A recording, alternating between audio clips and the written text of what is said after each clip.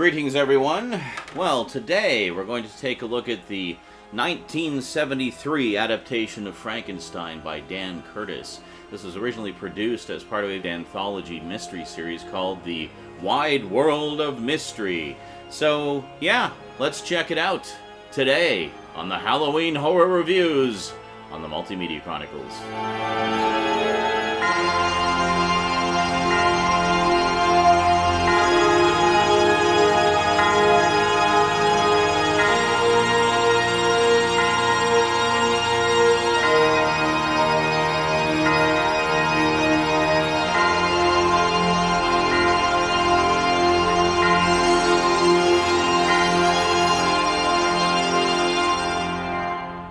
Welcome back. Now, the first thing you're probably going to notice about this particular version of Frankenstein is it's very low budget. It's shot essentially soap opera style. It's all shot on standard definition videotape. Much like how Dan Curtis, the director of this one, shot Dark Shadows. Yes, Dan Curtis was the creator of Dark Shadows. So after Dark Shadows wrapped, he went off and did adaptations of a whole bunch of the classic monster and horror stories, and this was one of them. So unlike a lot of other adaptations of Frankenstein, this one actually begins with Victor already at the university conducting his experiments. In fact, it opens with him giving a lecture to a whole bunch of other scientists and students and professors and such, some of whom like his radical ideas, the vast majority of which, however, do not, and think that it's, horrible and awful and blasphemous and this, that, and the other thing. Also, unlike the book, where he did everything by himself, in this one he actually has two assistants, Otto and Hugo. Now, where we come into the story, Victor and his assistants are already well on their way with the experiment to bring a man to life from dead tissue. So we don't really even get into what it was that inspired him to undertake this at all. He's already fully obsessed with the idea and wanting to make it happen. So they've got pretty much everything they need in terms of the parts, and it's all assembled and ready to go. The one major component that they're missing, however, is the monster needs a heart. Yes, in most versions it's a brain, but in this case it needs a heart. So they go off to rob graves and basically looking for fresh corpses that they can extract a heart from. However, the caretaker of the graveyard spots them and starts shooting at them. Hugo is mortally wounded, so they take him back to the lab, and he basically insists that they use his heart to complete the experiment. He really believes in the experiment and wants to contribute, says, "This will be my legacy, it's too late for me, just use my heart." At first, Victor is a little bit reluctant, because of course Hugo is not just an assistant, but also a friend, but ultimately decides to use the heart. So he puts the heart in the monster, and then there's a big electrical storm, of course, and then they use the electricity to bring it to life, and da-da-da-da-da-da. Now, at first, the monster doesn't come to life, and they leave. But then there's one last blast of electricity which basically annihilates all the equipment, but it sends enough of a surge into the monster that it comes to life. Now, this is another way in which it diverges from the book. In the book, Victor immediately rejects his creation. He's horrified by what he's done, and he runs away, essentially abandoning it immediately. Not so in this version. I actually kind of like this alternate take they did with it. When the monster first comes to life, both Victor and Otto are helping him to sit up and helping him to walk and starting to interact with him to sort of gauge what his intelligence level is. And they realize very quickly he essentially has the intelligence of a baby and he needs to be taught everything. And Victor doesn't reject this. He's very excited. He's actually, first off, pleased that it worked. And then also excited about the possibilities of, like, if we can educate, if we can get him functional as a man, this is huge. I mean, this is the grandest success for the experiment he could have hoped for. So meanwhile, his fiancée Elizabeth, his best friend Henry, and his father have been trying to visit. He keeps shooing them away because he's at a critical point in the experiment. So finally, with the experiment successful, the creature's alive, he leaves him with Otto and goes off to spend some time with his friends and family.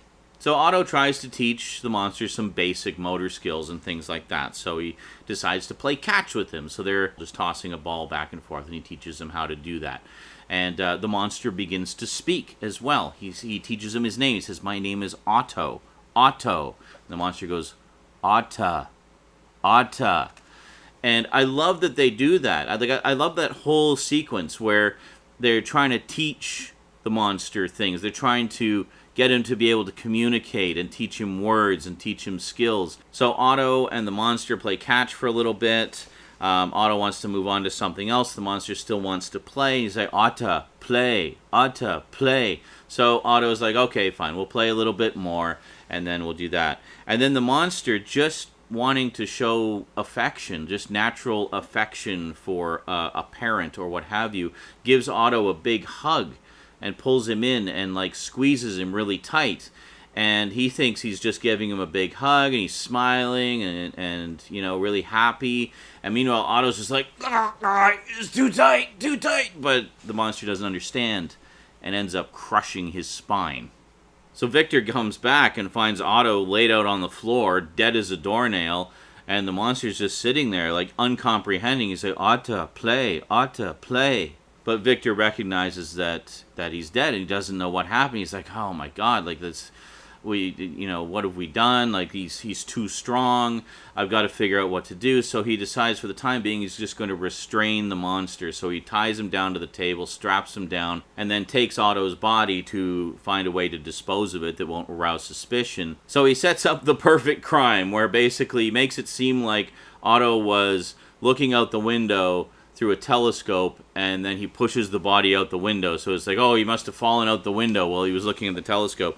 Yeah, in the days before CSI, folks, I guess something that simple might actually work. Meanwhile, the monster does not like being restrained and breaks free of its restraints, trashes the whole place, busts out of the room, and runs out into the street. So things do play out considerably differently how they did in the book, but the end result is essentially the same. So the monster heads off into the countryside and has some encounters with a few people that are scared of him and such. And ultimately he takes refuge in a shed next to a cottage.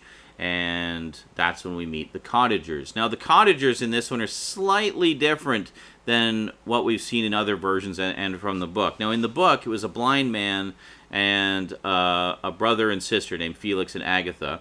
And the brother brought his foreign fiancée home, and then they were teaching her English, and as they're teaching her English, the monster is listening from the shed and learns English and how to speak by paying attention to her lessons. Well, this plays out very similarly. However, it's not the old man that's blind, it's actually Agatha, the sister, that's blind. So they kind of switched that around a little bit, but the way it plays out is pretty much the same as the way it is in the book. There's one kind of cute little thing that the monster does is when Agatha is speaking to the fiancé and talking about the best way to learn English and such, she mentions that it's best to have a second person to assist you and to be present for you to talk to. So what the monster does, of course, he can't just walk in and introduce himself. He makes a little stick figure with a potato for a head to be the other person that he talks to.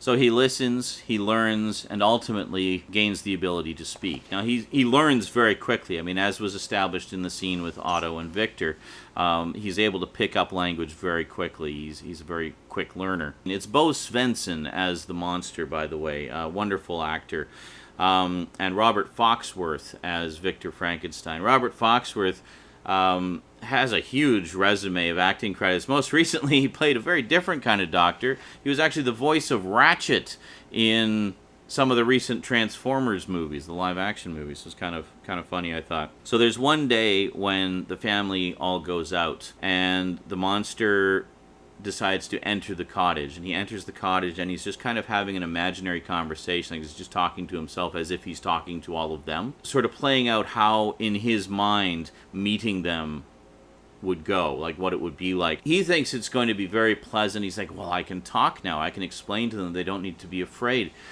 And he just kind of plays out this imaginary scenario where he's like, oh, thank you very much. Oh, yes, I don't mind. I'd love to have some tea. And, it's both touching and sad at the same time because it isn't going to go like that. And so he goes through this little scenario, and he's just kind of looking around, and he's, very happy. He really loves this family. He's really become very fond of them, seeing how they treat each other and such. And he naturally expects that they would treat him that way. He's like, oh, these are good people. They'll treat me well. And then he catches sight of himself in a mirror. And this is the first time he's ever seen himself. This is always a big moment in any Frankenstein adaptation when the monster sees himself for the first time. Well, he catches sight of himself in this mirror, and he's absolutely horrified. And he just lets out this anguished cry of, ugly! And then he smashes the mirror, and then he just retreats in despair back to the shed. So ultimately he decides that Agatha is probably his best bet because she's blind. She can't see, so he thinks maybe he can introduce himself to her, and then she can introduce him to everyone else. Which seems like a reasonable plan, honestly. I mean, there is a logic to that. So he comes into the cottage one day when everyone else is out. It's just Agatha alone, and introduces himself. He just describes himself as a friend, and they get to talking, and Agatha's very gracious, very sweet, and he's thinking, wow, this is going really well. And then she asks if she can see him, basically by touching his face just to see what he looks like, and he's very reluctant to do so. He says no because I'm ugly. It's like no, it's okay. I won't judge. And she's trying to be very reassuring, and so she reaches out to touch him, and he kind of recoils, and that's when everybody else shows up. Everybody else comes back. So Felix comes in, the fiance comes in, the old man comes in, and all they see is like he just momentarily grabs her wrists just to push her away. He's not meaning any harm, but they see it as this big, ugly brute attacking sweet, innocent Agatha. And they attack him, they drive him off, and he's just devastated by the whole thing. I have to say, like, the performance of Bo Svenson in this as the monster is fantastic. I mean, you feel so bad for him. He just conveys the frustration and the loneliness and the despair and the longing to belong so well. It really does transcend the low budgetness of the production, I have to say. And that goes for all the actors involved. Everybody is so invested in their characters. I mean, it just pulls you right in. It's very well done. So ultimately, he figures out that Victor Frankenstein is his creator, and he gets the idea that, well, he should go and talk to him and try to figure out what he is and how he can belong, and if there's anything he can do to help him. So he encounters William, which is Victor's younger brother. Very younger brother. He's like 10 years old. William has gone out to play after his bedtime when he shouldn't have been, and he encounters the monster. And the monster at first recoils, like, oh, no, I'm ugly and I'm hurt, and because he got injured when he was attacked by the cottagers. But William is very polite. He's like, no, I've seen people injured worse than this before. Let me just help you. And he's binding his wound and stuff. And says, you should meet my brother. He can help you. So he's calling to Elizabeth to try to get her to come out and meet the monster and help him. But the monster isn't ready for that yet. He doesn't want to meet them on anything but his own terms. So he's trying to get William to be quiet. He's like, no, please be quiet, be quiet. And he puts his hand over his mouth, and he's like, no, please be quiet, be quiet. And ends up suffocating the kid. So it's interesting, again, this is another diversion from the book, where in the book, the monster intentionally kills William and then frames Justine Moritz for the crime to intentionally bring about misery, because at this point he's seeking vengeance on Victor for creating him and abandoning him. But in this case, it plays out much differently, because the monster accidentally kills William and then feels terrible about it. So ultimately he confronts Victor, tells him about all the things he's been through and such, and just that he wants someone to be with that won't judge him, won't hate him, won't be repulsed by him, essentially someone like him. So he makes a deal with Victor to make him a bride, and then they will go off together and never be seen again. That is much like in the book. That's the arrangement that he makes with Victor, and the promise is, if you do this one thing for me so I don't have to be alone, you'll never see us again. So Victor complies. He makes a female version of the monster for him, and then is in the process of bringing her to life with the electricity and just zapping her and zapping her and zapping her. But after she's already brought to life, he keeps zapping her and keeps zapping her, and it is brutal. And you quickly realize, wait a minute, she's already alive. Why is he still feeding electricity into her? Oh my God, he's electrocuting her. he's killing her on the table. And the monster realizes what's going on. And he comes in and he's like, no, stop, just give her to me, give her to me. But Victor just keeps going until she's dead. So this, again, plays out a little bit differently than it did in the book. In the book, he didn't even finish assembling the female version. He basically ripped it apart before he could bring it to life. In this one, they went as far as bringing her to life and then killing her immediately, which I think is actually more brutal, and did it all right in front of the monster. So it ultimately leads to the final confrontation between Victor and the monster. Victor chases the monster through the streets, and then they basically end up, I think, in the sewer. And Victor trips and falls and impales himself on like a spike or pole of metal that's sticking out of the ground. The monster goes over to comfort him, and he's just it's so tragic and full of despair. He's like, I never wanted to hurt anybody at all. This has all gone so wrong. And then as Victor is dying in the monster's arms, the police show up and shoot the monster to death in a hail of bullets. So that ends very differently than the book. The book, they basically go off into the Arctic wilderness, never to be seen again, and Victor dies on the boat, on Robert Walton's boat, but that's not even in this one.